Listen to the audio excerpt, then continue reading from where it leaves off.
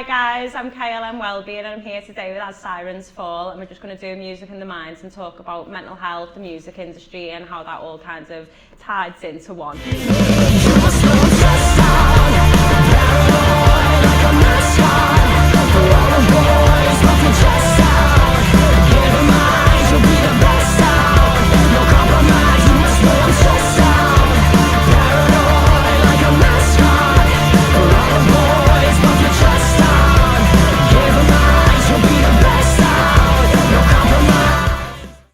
So if you just want to talk a little bit about, how you got interested in music, how it came together, if you guys being in the band and previous history within the music industry.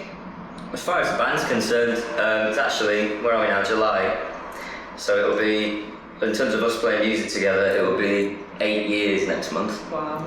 Because it was August 2014 that I got a phone call, do you want to come and audition for this thing that we're doing? And yeah, so that's 8 years. It was kind of just, we'd all been in different bands and kind of in each other's orbit, as is always the tale, around Keighley, Leeds and Bradford. And all of those bands kind of just disintegrated around about the same time. And that's pretty much it really. We met up at a business centre in Keighley and lived there for about 6 months, essentially, like 3 or 4 nights a week, writing. And that was it, yeah, off to the races. And then put out our first EP in 2016. Wow. Yeah.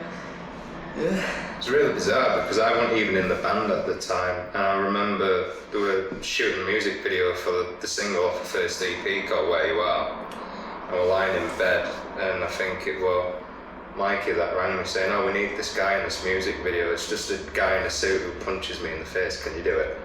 Well, yeah, go on then. But because I was also in a band too at the time, so that's how I got to know these guys, because we were, the local scene, it was quite limited where we are.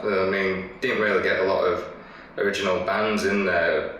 That period of time, I think, there were only really us and Manzettes at the time that were sort of the only original bands going for them, and the rest were always, we're a scene of like cover bands. Like, the Ozzy Osbourne tribute and stuff. So that's how I ended up. It's like Leeds is absolutely packed full of the original. No, where have you been? But yeah, and that's how I ended up like meeting these guys and getting involved in that, and just kind of lived in the pockets for like a couple of years, and we got us to do a tour with them. Yeah, which was fun. You've always been a band, haven't you? Found a way into nearly every single music video we did until we gave them the job of playing the drums. Do you want to do this? Yeah, go on then.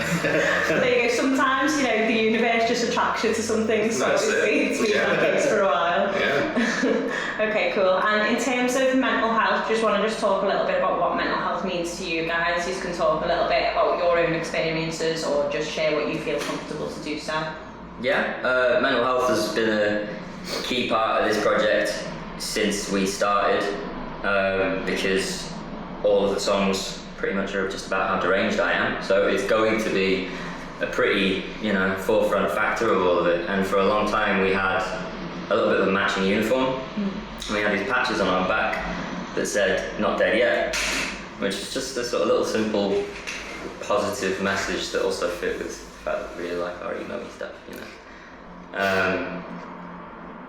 Yeah, it's very important to me to be honest and sincere in whatever I'm doing. And I think the temptation's there when you're songwriting, if you're writing about something that's particularly bleak. We have a particular song called The Wide Awake Club, which musically is the poppiest, most upbeat thing in the world. Happiest song we've got. And the lyrics are just like, I hate singing that song. I love the song, but it's a bad place, And the temptation's there, I think, to be like, okay, we'll get to the final chorus, we might do a key change, we'll go half time, and we'll just make it positive, we'll find a resolution, we'll make this inspiring. I don't want to do that because I'm not inspired right now. I feel like shit. I don't want to lie to people, you can smell that. And in doing that, if you're putting out that kind of stuff, which we are, I feel like it's important to be honest outside of just the context of the song as well. Like, I'm an open book anyway. And there's a lot of benefit, I think, to anybody, no matter what your experiences are, no matter how mundane you think they are or otherwise, to just being open and honest about those things whenever the opportunity comes up, because there's somebody out there who doesn't have the opportunity to be open and honest about those things.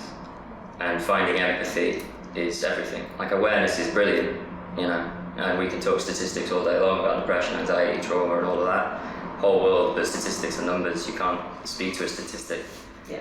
Awareness is bollocks. It's understanding is the key, and understanding comes through conversation and empathy, I think. Definitely. The fact that you have been such like an open book when it comes to mental health and stuff like that, how have you found that's been received over the years? Do you think it's kind of changed, or do you think everyone's been quite accepting from it from the beginning? I was really worried to begin with. I remember actually having a conversation with my mum because I was being very open about things. And she was concerned, understandably, she's my mum, you know. And it wasn't out of like, should we talk about this stuff? It was more like, you know, when you share this stuff, it's shared, you can't take it back, Yeah. you know. And bless her, she was right, you know. But I've never had a negative, I mean, people have not liked our music, that's fine, I love it when that happens. But as far as the mental health side of things is concerned and the stuff we talk about, I've never had somebody react negatively to that. In fact, I've had some conversations after our shows with fans that I will never forget, to be honest. People that have come up to me and said, remember when you said this or that lyric or whatever, and they'll then base whatever they want to tell me about from that, and that means the universe to me. I'm very glad that we went the way that we did. Yeah. I do think, like, because from my personal experience of kind of opening up kind of other people talking about mental health, I went first, obviously, because it would have been rude of me to everyone be like, you talk about your mental health, but I'm just going to keep mine in a box. And I noticed, even through just working at like Key Club and stuff like that, the amount of people who saw it on social media and then came up to me and then had open, transparent conversations with me, it just opens that door wide open. Whereas there's such like a barrier, but like before I did that, like, people didn't obviously know that I'd struggled, because you don't always kind of speak about it in just generic conversations, and then it gave them the opportunity and the space to kind of explore their struggles with me as well. So I do think it is always kind of beneficial to be transparent. And like you said, empathy is such a big, massive part of it, you know. We're at a point now where awareness is, you know, there's a lot of awareness, and, you know, mental health is normalised to a certain extent in terms of like depression and anxiety. Like, everyone knows what it is. Most people have felt it at some point in their lives, but there's still so much work to be done in terms of going a lot more deeper into it and kind of like addressing the complexities of it and the real life of it, rather than just seeing it as a label. So I think, yeah, it's really good that you've picked up on that. In terms of the music industry, do you think there's anything that is a really positive thing in terms of mental health? I think by virtue of it being a creative industry, that is in of itself a benefit, because it's an emotional outlet, isn't it? Like writing songs, playing shows. It's definitely an environment where you yourself can just rid every negative feeling that you've got in your head for an hour and a half, which is always, for me, one of the best things, you know. But I'd definitely say, like, the positive side of it comes from the live shows and the recording and the creativeness behind writing songs. Meeting people and playing the show as well, massively important. Just, I don't know, it's all fun playing music, but getting to meet the people that actually listen to your music as well, and having the conversations, as Mikey just said, it's a massive boost, especially for my mental health and stuff. Just meeting the people that listen to our music is great. So I think it like links in with like obviously accomplishments and purpose, and, you know, that kind of that's seeing so important, is purpose. exactly, and like that, having that impact and seeing that impact when you do get to meet like people who listen to your music, obviously that kind of reiterates it to you, doesn't it? So just off the back of what you've just said about songwriting, because like obviously, as we spoke about, most of the songs do have like a mental health theme throughout. Do you think that you use it as a therapeutic kind of tool then to kind of process whatever you're feeling? It's become one. Yeah. Definitely. It's just something I've always done. And it's at a point now where actually it's a little bit systemic for me when I'm writing on my own. It's different when we're writing together. But when I'm writing on my own, I'll be standing in my kitchen or whatever, and I'll realise I've been staring at this cup of coffee for 10 minutes. I am numb. Why am I numb? And I'll sit down and I'll write something and I'll figure out how I'm feeling. And it's just sort of become a way through it. Yeah. You know, and those are always the funnest ones to do as well, because it's almost like going on a bit of an adventure. You sort of find out what you're doing when you finished it, rather than aiming for something. So it's super therapeutic, and it's a great way of getting it out of your system. Yeah. It's interesting that you say that, because I've got quite a lot of experience in like mindfulness, and they always kind of say the way that you should treat your emotions is with curiosity, and kind of like you said, going on a bit of an adventure with it and going, okay, I wonder why I'm feeling like this then, and almost kind of trying to put the pieces together rather than go, I feel like this and this is how I feel and this is shit, and just leaving it at that. It's kind of unpicking it a little bit further and kind of figuring it out in that like curiosity, but still kind of centered way, grounded way, so you can do it. Is there any other like activities or things that you do that are quite therapeutic for your mental health?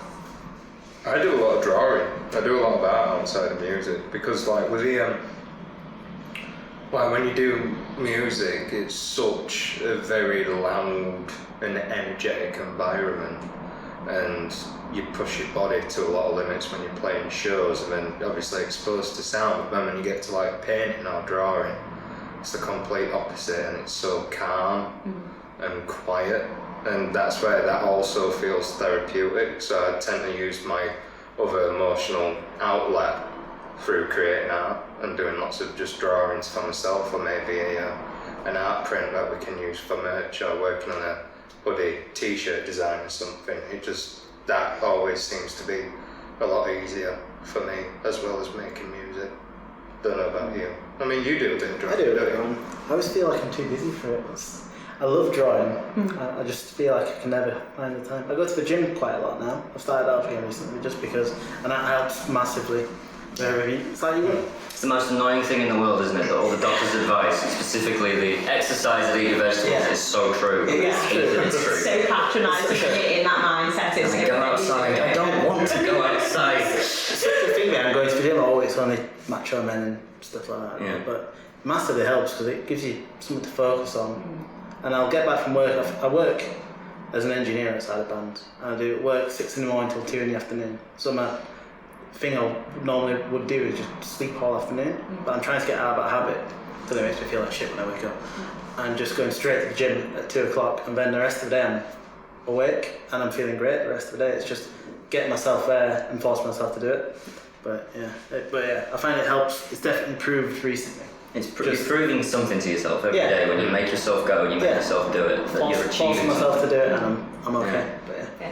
I think with the gym as well, like what I find is the days that I really don't want to go are the days that I need to go the most. Like they're the days that I come away from the session and I go, bloody hell, I feel so much better. But it's getting yourself out of that, like I just want to sit in and just sleep and stuff. One of the best things that I read once, it was months ago. I ended up talking about it with my therapist. She keeps referring it back to me because it sat in my brain. So you know when you hear a piece of advice and 90% of it just slides right off because it feels cliche. Yeah.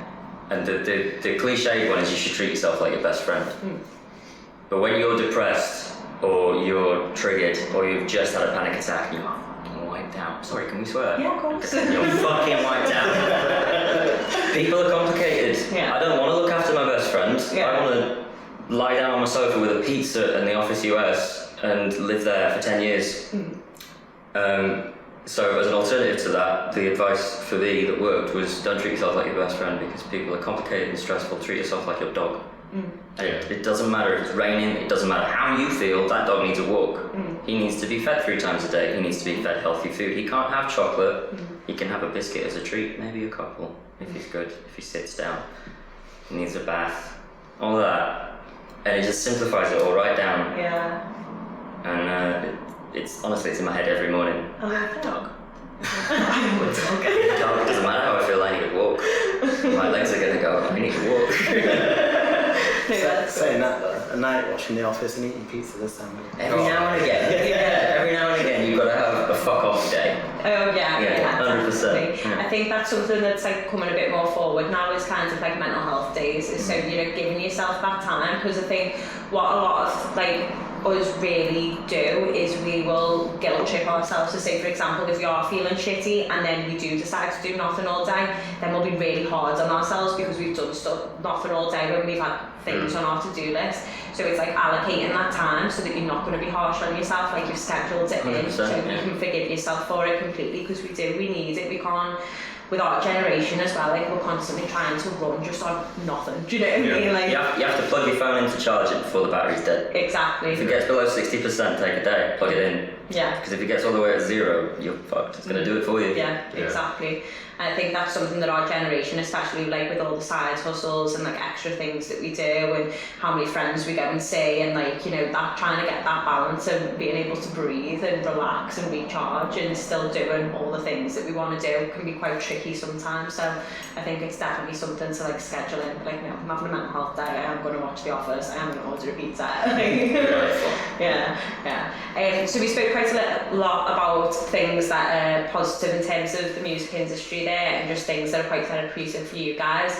What kinds of risk factors do you think are in the music industry, so things that make your mental health dip? Well, it's like you were just saying, I think workload. You know, I think no matter where you are in this sort of weird little life we've all chosen for ourselves, whether you're making music, whether you're working in PR or you're an agent or anything along any of those lines, 95% of your time is spent staring at a screen at stupid hours of the night.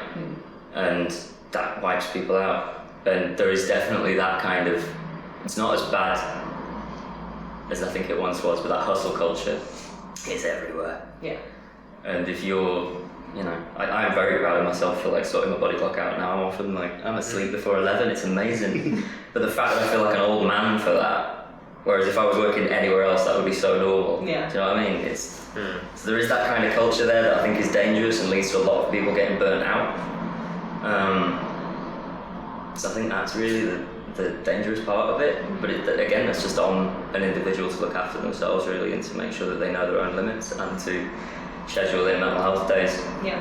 But I suppose the advantage on the other side of that is it's a creative industry, and I don't know about you, but I'm pretty sure everybody I know who plays an instrument or even works in this world is at least on some level a little bit insane.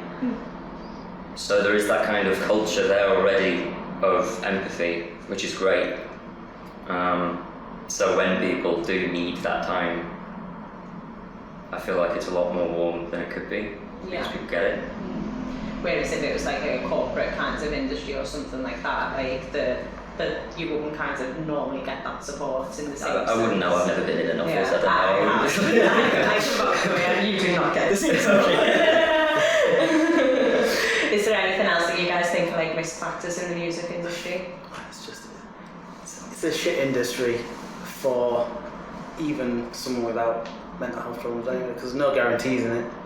Doesn't even necessarily, you don't even have to have talent.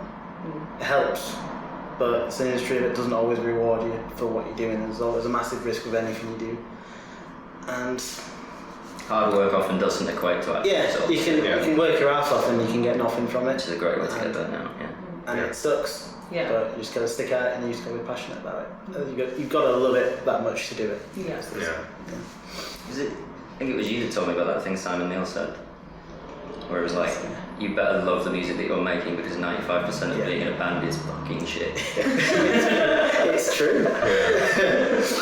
But it is, it's so competitive, isn't it? And I think like you said, you could literally work so hard, and I think some of the other bands that like I've interviewed have said that they've put something out there, they've put their absolute all into it, and then it's just not received the way that they want it to be received, and it can be a big massive like knockback for them mentally as well as like physically. And I think it is just kind of, it's what other people receive it as that can have such an impact on like your mental health and well-being, isn't it really? Yeah. Do you have, so we've spoke a little bit about like live shows and stuff. When it comes to touring, what are your opinions on like mental health? Is there anything that you do to make sure that you protect your mental health when you're touring? Because it is obviously such a you know, stressful and, you know, just go kind of atmosphere. I love touring. I think the main thing is you just got to surround yourself with people that you love and you're friends with, and I don't know, if you're surrounded by the wrong people and it can affect you badly. So you just got to find the people that you like spending time with and go from there. I think that's the start of like how you make a band. As long as you're friends with people and you love them to bits. Can I spend 2 weeks in a metal box with this person? And I find it tough with him. Of course you did. But we've had our moments, but it's still I'd do it again tomorrow. If I'd been away for 6 months, do it straight again. Yeah. I love it, so. The only thing I need is somewhere to hide. Honestly, I know this winds you up. Need a good dressing I'll just room. disappear. I need a dressing room. And it'll be like, we'll turn up and I'll be like, is there a green room somewhere? Oh, we locked it up for tonight. You guys don't know. No, I need it. Yeah. And it's not a diva thing. It's not a, it's not a status thing. It's I need somewhere where I know there aren't people. Yeah. Because I've not been on my own for 10 days, and I need to just. Yeah. Your social battery just. It's just drains. dead. It's just dead.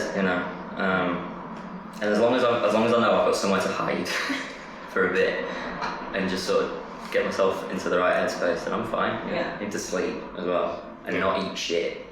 Yeah, that's tough. And beyond that, it's just have a good time, innit? Yeah. I mean, all I really need is a pack of cigarettes. A pack of cigarettes. And a little bit of pleasures, space outside, and I'm alright, because I mean, we spend what, 95% of a tour in a van. Yeah. You know, like obviously we're at a small level of, being in a band, so we don't have a massive bus, we don't have roadies doing everything for us. A lot of it is us being packed in tightly into a van for like maybe a good 4 or 5 hours a day, going to the venue, getting everything out, loading it in, sound checking, moving all the stuff of the other bands to do their sound check, and then we have maybe 2 hours a night to get something quick to it, and then play the show, pack it all down, and go to the next city. That's the work day. So, yeah, as long as I've got my cigarettes, I'm completely fine. I'll keep doing it. There you go, guys. Cigarettes just boxing your mental health off. Don't smoke, it's bad for you. It's I mean, I don't want to say a bad role model-y kind of thing, but I've never had a better anti-anxiety medication. I don't like these people. I'm going outside for 10 minutes. I'm going to smoke. Don't smoke. And in terms of like the touring life, obviously for quite a lot of bands, like the partying lifestyle kind of goes hand in hand with like the drinks and the drugs and stuff like that. How have you guys kind of navigated that in terms of your mental health? I'm at a point now where I'm teetotal again on pretty much everything. I was when I started. Before our first tour, we went into our first tour, I hadn't had a drink in months. I'd had a bit of a chemical problem historically before that, and I was kind of steady away. We're on our first tour, I'm like, boss, this is going to be great. I really wanted to enjoy it, and literally within 2 days, that had all fallen apart, and I didn't sleep for the whole rest of the week, and you guys were so patient with me. But you're all looking at me like, this guy's an alien. What's going on? And there's photos of me at our EP release show just looking horrendous, because I was. I'm one of those people that very easily slips into that. Yeah.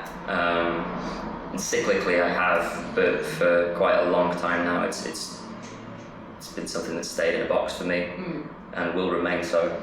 But it's everywhere. Yeah. Everywhere. It's crazy. You'll be having a very casual evening at a bar with somebody, and you'll be, I don't know, you'll walk into the loo, have a wee. We were just having a pint, what's this? And Yeah. it's a white pack. Yeah. Feels like there's almost a kind of stigma about it, especially being in a rock band, and all you hear is like these stories of Motley Crue going out and getting absolutely wasted and doing so many drugs, and then when you're in like a position to tour, it almost feels like you have to do that because that's what has been forced down your throat by the media. Yeah, conditioned to. Yeah, I mean, like, we did that sumo tour, and I can't even remember a single thing, because I just got wasted the entire time. And I don't think I was actually really happy at that point in my life. But I mean, like now, I can have a couple of beers and I'm completely fine, I don't need any more, but then I certainly did not know my limits. That's what it's about. To keep going. It's about knowing your limits, it's knowing your own boundaries, and respecting yourself and your boundaries. And if you're at an event where you're surrounded with people doing coke, be the guy that doesn't do coke. You could still have a good time. That's it. Don't let people make you think that you have to do it because it's been in the media for the past 30 odd years. Yeah, I think it's like really interesting like how it is so environmental as well. Like, you know, how you said like, you know, you were teetotal, but then when you were put back into that environment, because it is everywhere. It was less than 2 days. Yeah, it's really like easy to just fall back into old habits. And I think, like you said, it's about knowing your own boundaries. It's knowing like if you're going into an environment that is going to be maybe a little bit more triggering for you, kind of have a bit of a backup plan in your head, isn't it? And kind of, you know, be like, okay, this is going to be difficult for me, so I'm going to do X, Y, and Z. Kind of thing, because environment is very, like, I think important when it comes to just routine and just even like any unhealthy habits that you have as well. So in terms of, is there any other kinds of like healthy things that you like use on tour? I recently invested in those big white headphones. They were taking the mick out last time we played Key Club actually. It was their first outing, and I bought some Sennheiser headphones, and they're white and they're like from space, and I love them, but they're noise cancelling and they're super loud because it's quite often I don't have somewhere to hide. Yeah. So I just whack those on, and quite often it's the Eagles, a bit Desperado, I love it, and I'll just sit there on the sofa with my eyes closed and listen to the Eagles for a bit, and I just need a way to clear my head. Essentially just grounding yourself That's back, it, isn't it? Yeah, which is good. You gotta check in with yourself. Yeah, definitely. So you've just mentioned the world ending, so I think this will be a good time to kind of ask about like how lockdown influenced you guys and the music industry on a whole. So do you think it was positive to the music industry, negative? What experiences did you guys have? It was a disaster. Yeah, it was a disaster. I think coming out of it, I feel short term in terms of music industry, I think it's been good. It's made people appreciate music more. Whether it'll stay like that, like I think was it Downloads? The pilot. It sold out. They should do that every year. It was amazing. Leeds and Reading sold out straight away after that, and it's short term. I think it's been really good for it. In the long term, we'll see. I'm not sure. We didn't know if live music was ever going to come back. No, we it was don't. all so up in the air. For us, I don't know, it's been a mix for us because everything's just been on pause. So in terms of getting bookings for festivals and stuff, like the next 3 years we're all like completely booked up, so it's quite hard to get anywhere with that. Whereas we, in lockdown, we kept releasing music, and I think we'd been to the studio just before lockdown. Yeah, we were fortunate to have that time, weren't we? Was it that weekend they announced the lockdown was coming in place on Monday and we finished recording on Sunday? Yeah, we just finished recording. Well, we pretty much just finished recording, and then we saw the news broadcast. We're driving home, watching that press conference, yeah. So we had music for the year, luckily. Like, if we didn't have that, we would have been pretty screwed. We were just trying to pick the appropriate time as to when we can actually put this out the way As Sirens Fall would. Yeah. Because we tend to have our own certain way of doing things and trying to go as OTT as we can in terms of a music video or something. But yeah, we were fortunate to get the music ready for it. It was just a matter of how do we go about this without upsetting a lot of people for still doing things when the rest of the world's crumbling. Yeah. You know. But I think we did it right. We put out a song called Puppy Squad, and we had this big, massive cinematic video plan for it, and then the world got shut down. That song was actually recorded in the pandemic, if I remember rightly as well. Like, we went down and we were doing it all in bits. But when the video came around, it was sort of like, I can't even be, within a mile of you, so I don't know what we're going to do. And I set up a black backdrop in our lockup, put my camera on a tripod, press record, and said, right, each of you is going to go in there, you're going to play through the song 3 or 4 times, and then I'm going to come pick my camera up and take it home and see if I can make something half decent. Oh my god. We formed like a one-way system, didn't we? So it was like the entrance to our lockup. So one of us would go in, and then when it came to it, we went out through a different. I didn't even see anyone. Yeah. Like Jason, our bassist, his fiance has a heart condition.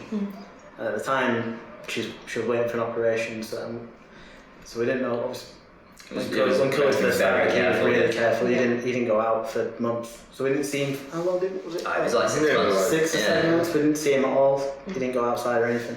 So when we did this, he fortunately said, "Yeah, I'll do it. I'll turn up and record my bits and leave." But he kind of went in, then left through one door, and then we all went in back through the other door.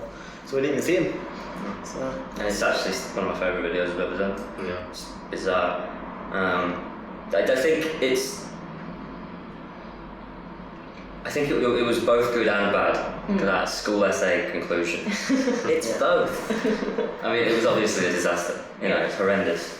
Life ruining, the world is fucked, the economy's never going to recover. We should all just give up. But on the positive side, I feel like, I don't know about you, I mean, I'm a total hermit. I'm quite happy on my own in my bedroom with my laptop with 6 months of nothing ahead of me. I love it. And lockdown got called and I'm thinking, it's my time. And like, I'm going to write an album, I'm going to learn the trumpet, whatever. And 2 weeks later, I'm just depressed, purposeless mess. We recorded did the promo for and put out an EP in that time, but I remember just feeling guilty. It's like, I've got all this time that I would kill for, and it's because I feel like there's nothing to look forward to when you're in that kind of state, and I would imagine that that's probably something that a lot of people would be able to empathise with. It was such a difficult period, just on that isolated front. I mean, on every other front it was terrible. On a human front, but in a pure egotistical boy in a band front, it was awful. I didn't enjoy it. No, I did. I think I had to work. So you did. So they asked me beforehand, like, when the lockdown got announced, they said, do you fancy still coming into work every day and doing it? Most of the company completely shut down. And I got asked to stay in it. I was like, yeah, sure. And it was proper stressful because there was nobody in, so all the work picked up, and you couldn't talk to anybody. You couldn't go and wander around and talk to them. So I found myself for 8 hours a day. I was just on my own. And then I'd get home from work, I'd be knackered still. Couldn't go to the gym or could go on a walk and stuff like that. But if anything, it just made things 10 times more stressful. Was there anything that you did in that time that did kind of help your mental health, or just keep your head above water whilst that time was going on? I spent a lot of money on a MacBook. You did. Simply as I could record some demos and stuff at home. Yeah. So Mikey taught me how to use Apple, because Slowly converting you from the other side. I've been so against He's got an iPhone now, I'm really proud. Welcome to the future. I still don't like it. So I got a MacBook so I could just do some recording at home and stuff, and we could all send it in the Dropbox or whatever and send the songs like that. So that was good fun. I enjoyed doing that actually. Yeah. But it's just finding the time to do that. The next 10 years of culture is going to be fucking nuts. Yeah. Because everybody's just spent 3 years looking in the mirror going, who am I? Yeah. What am I? Getting therapy for the first time in their lives. Yeah. You know, and figuring themselves out and making stuff without consequence or really any end goal in mind, because you have no idea what's coming around the corner, which is the best way to be creatively. Yeah. And I just think everybody's going to be really loud with you. Everybody already is. It's wonderful seeing. I mean, it's awful that it happened, obviously, but if you're looking for a silver lining, I think culturally, the creative side of all of it is incredible, and the fact that people had the opportunity to be introspective and just make shit is amazing. So you've mentioned therapy a few times now. It's something that I do just want to kind of get your guys' perspective on. Personally, I go to therapy myself, and I think it's something that I've said before, but I think it's something that you need to have even when you are in a good space, and just kind of have that sounding out loud, whatever's kind of going through your head, because how often is it that we actually speak our thoughts out loud, uncensored, so it's very hard for us to kind of process everything that we are thinking and feeling. So do you guys just want to talk a little bit about therapy or your experiences with therapy? Or I think everybody should have therapy. A little part of me thinks it should be compulsory. Yeah. It should be state mandated. Everybody above the age of about 7 should have at least an hour a week talking to a mental health professional. And even if you are steady away, happy as hell, or just content with life, you should still have somebody to talk to.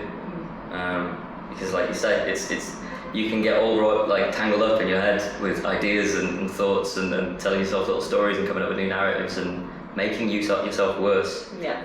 And just saying those things out loud to anybody can sometimes make you realise how crazy all those things are. Yeah. And they just lose all their power.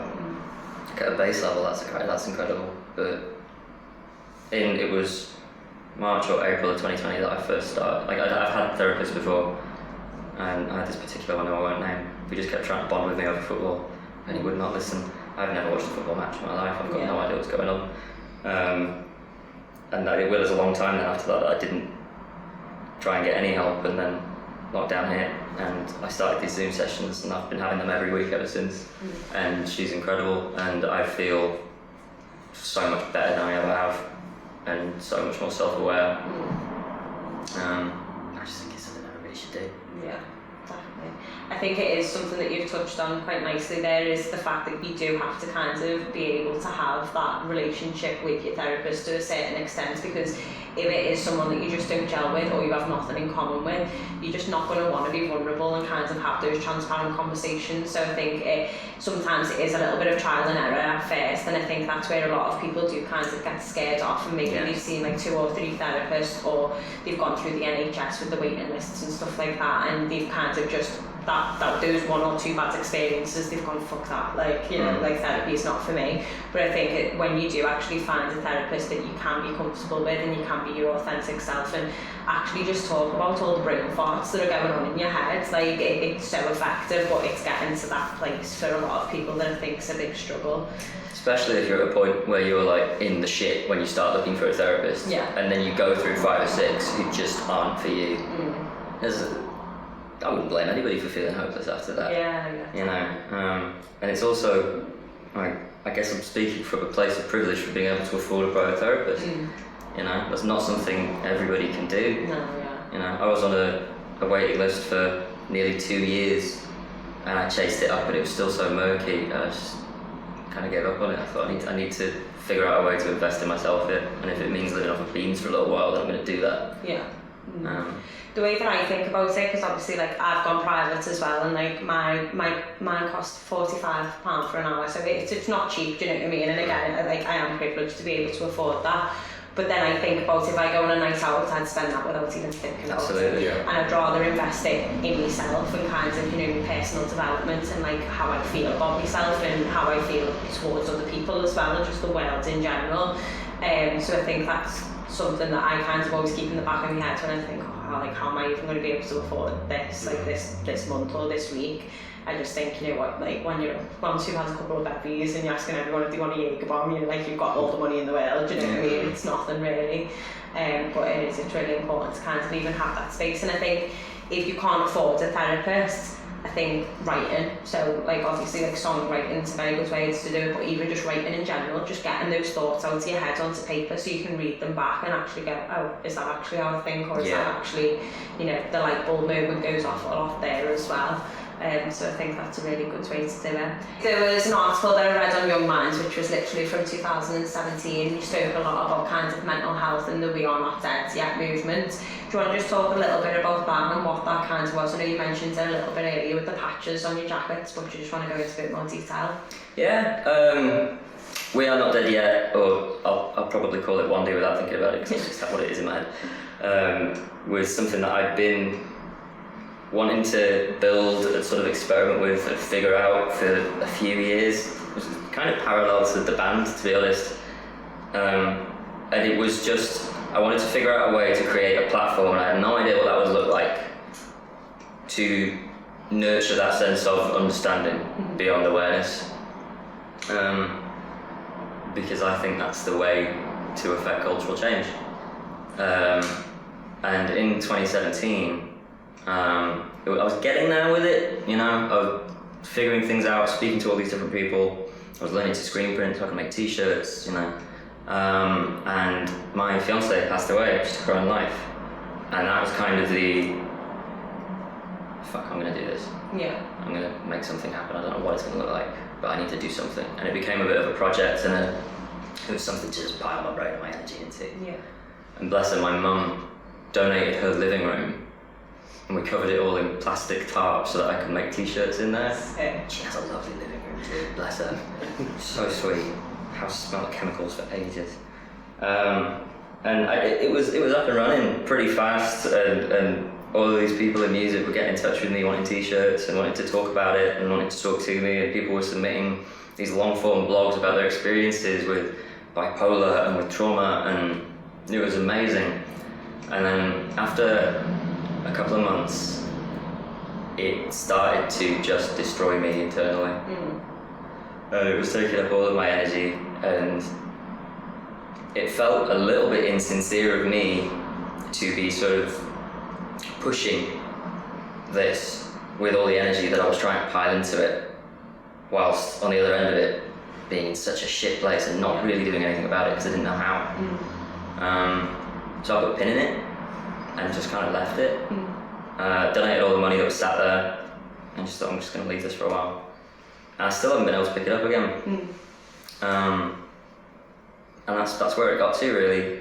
But that kind of desire is still there, and it's nice to see that it's actually still kind of in a different way manifesting within our band. Yeah.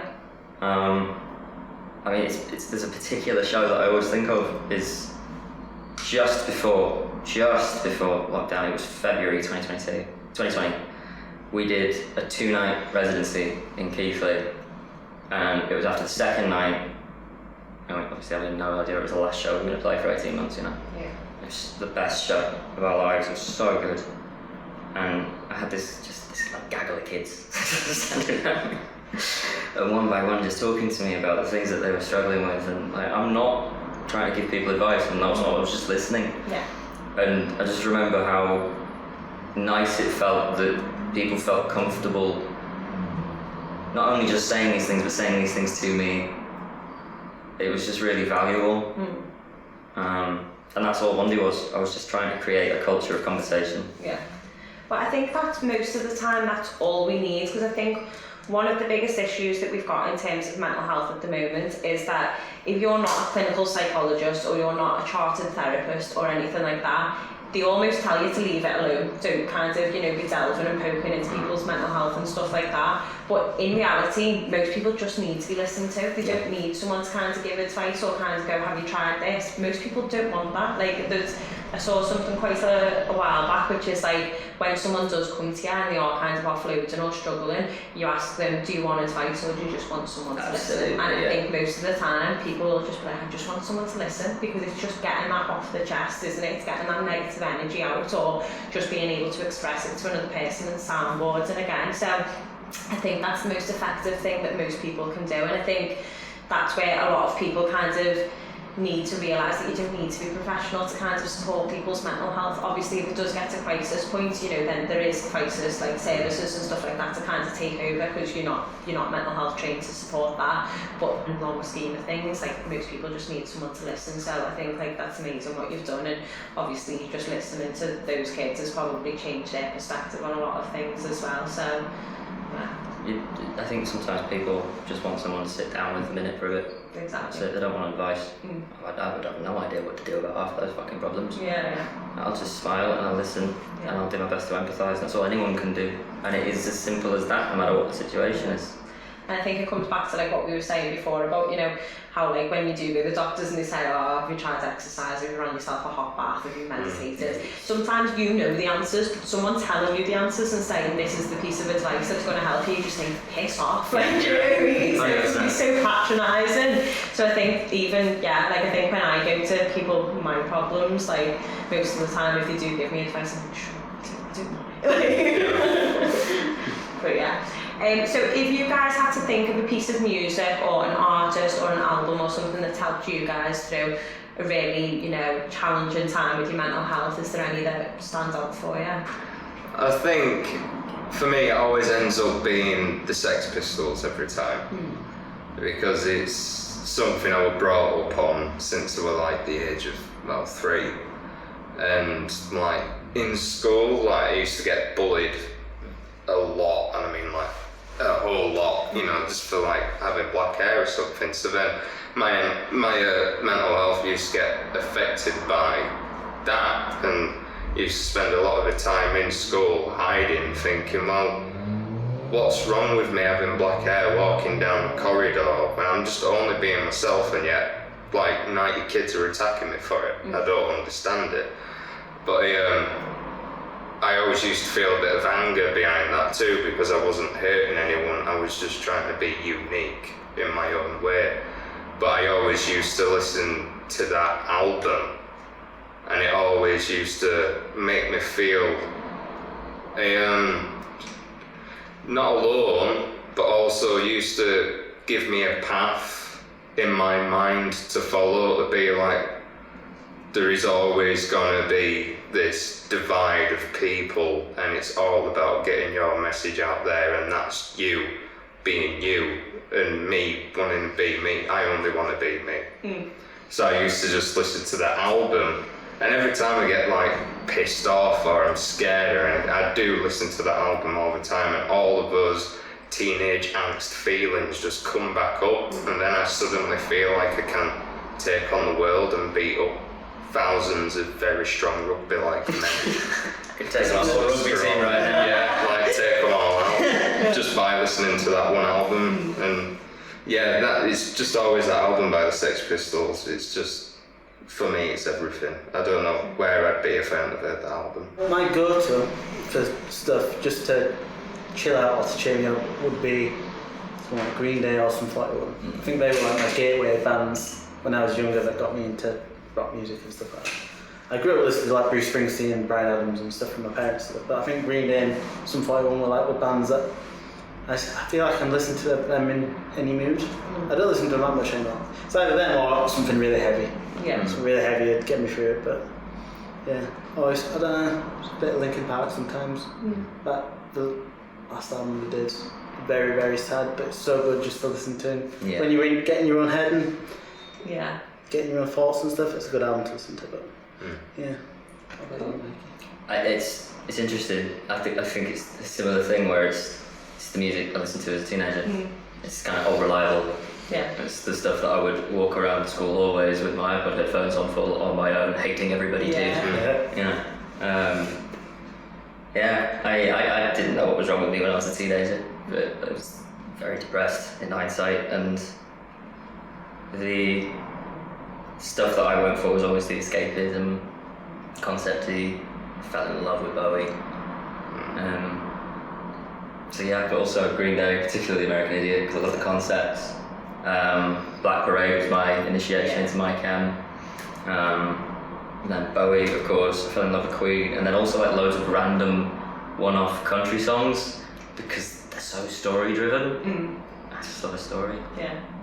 So that was it really. And if I'm feeling shit now, then it would be those, or something. I would just like whack some King 810 on or something and just sit there and rage. One onto your system. Beat up a pillow. No, but then I think it just shows again, doesn't it, like how much power music has to kind of really like impact not just your moods, but the way that you perceive the whole world and who you are in that world as well. Like you said, it can literally make you go from feeling almost like, you know, scared to be the person that you want to be, to be empowered to be like, this is me. Like, you know, if they're singing about it, if they're, you know, lashing songs out doing it, then like I can kind of sing. So powerful. So is there anything that you'd say to anyone who's struggling with the mental health at the moment, like any pieces of advice, maybe stuff that you've kind of had said to you that's been powerful? Or treat yourself like a dog in the kindest possible, most loving way. If you don't like dogs, don't treat yourself like a dog. Treat yourself like a cat. Treat yourself like a cat. If you don't like animals at all, I can't help you. Call someone, speak to somebody, and don't be afraid to just be honest. People are a lot kinder than we give them credit for, especially when we feel shit. We feel like everybody's an enemy, but that's just the voice's bad thing. I think it's the sad bats telling you that, and it's not true. Yeah, I love that. People are good, and they will listen, and they'll try, and just be nice to yourself. Have you eaten? Have you had a drink of water? Have you taken your meds today? Sleep.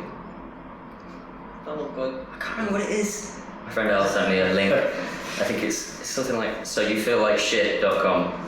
Does it give you like a list? It's literally just a flowchart. It's like, have you had a drink in the last 2 hours? Yes or no? And you put no, and it'll go, have a drink. Continue to the next question. It'll just walk you through it. It's so good for my brain. Oh my god, I always have to look into this. I'll find it, I'll send you it. It's so good. So obviously you guys have got like new music and some exciting things happening in November, so do you want to just talk a little bit about what's coming up for you guys as a band? New EP, Coming of Rage, is coming out on 4th of November, and that night we are playing a release show at the lovely Key Club in Leeds. From last check, I think there's less than 60 tickets left for it now. We're still 4 months away. How exciting. It's the most tickets we've ever sold for anything, never mind that far in advance. It's absolutely bonkers. I can't tell you how excited I am for it. I'm so giddy for it. It's the best music we've ever done, and yeah, I mean, I'm happy. Really happy. It sounds amazing. I'll have to come down for it, definitely. That'd be great. Yeah. So, okay, just thank you so much for how transparent you have been, and even just conversations like that, it just gives people the empowerment again to be able to have these transparent conversations with their friends or other people that they know who have kind of spoken about mental health and stuff like that. So I do really appreciate it, and I think we've spoken about so many important things in terms of mental health and the music industry. So yeah, big massive cheers, and it's been a pleasure having you. Yeah, thank you for Lovely. having us. No worries. Thank you. Ta-da!